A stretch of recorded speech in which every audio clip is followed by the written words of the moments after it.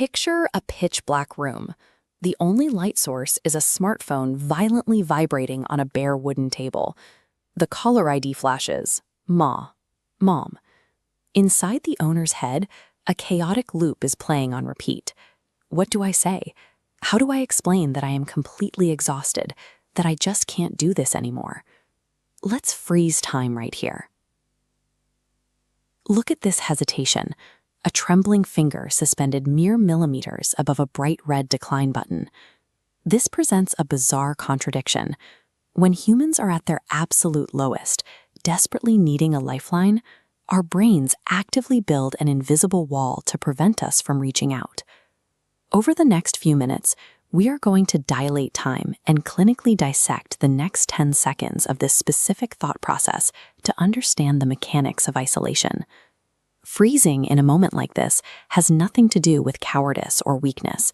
It is the result of a complex biological and psychological misfire within the human survival system. Let's rewind to that very first fleeting thought. What will I say? That I am tired?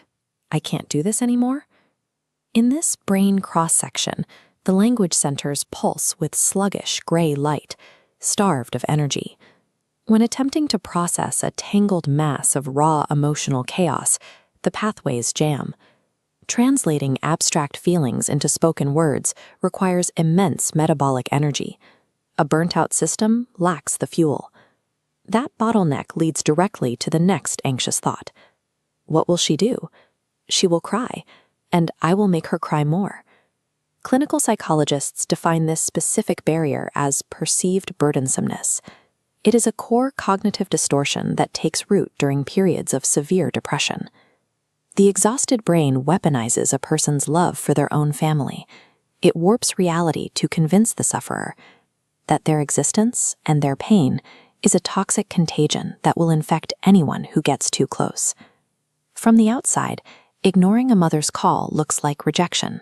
But inside the suffering brain, it registers as a twisted act of empathy, a desperate shield to protect a loved one from pain. So the mind desperately pivots to secondary contacts. Who should I talk to? Nobody is receiving my call. What do I do? The active ring of an incoming call is replaced by the silent dread of a digital interface. A chat screen filled top to bottom with outgoing message bubbles, all marked delivered, but entirely devoid of incoming responses. In this depressive confirmation bias flowchart, a friend is busy node splits, a faded path to work, and a massive red path to I am unlovable. Zooming out, multiple nodes like missed calls aggressively funnel into that core. Mundane realities become undeniable proof of worthlessness. Repeatedly feeding data into that core inevitably leads to learned helplessness. This is a psychological state where an individual stops trying to escape their situation entirely, abandoning any further attempts to seek rescue. By feeding on its own distorted evidence, the brain effectively locks the individual inside a self-fulfilling prophecy, ensuring a state of total, unbreachable isolation. We unfreeze time. Back in the dark room, the phone finally stops ringing. The screen goes black, leaving behind a heavy, suffocating silence. The person sitting in the dark is caught in a systemic biological trap. When the primary pathways of communication are offline, trying to force words out is futile. The system requires a strategic bypass. Therapists often recommend a technique called low-friction signals. This is an actionable strategy designed specifically to communicate distress without triggering cognitive exhaustion. The catch is that these signals must be established with trusted loved ones before a crisis hits, during a period when the brain's cognitive function is stable and rested. The signal could be as simple as sending a pre-agreed-upon single emoji, like a black anchor. The agreed meaning is absolute. I am not okay, but I do not have the energy to talk.